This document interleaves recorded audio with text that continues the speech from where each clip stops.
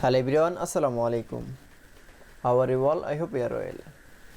Welcome back to my channel in this new video. Today's video, how to change text direction without text in Microsoft Publisher. So let's started. At first open your Publisher document. In this video, I will show change text direction without text box. Now going to the insert menu option. Now for click. Then click for table option. Now choose a row and column. Now this is your table. Now type your text.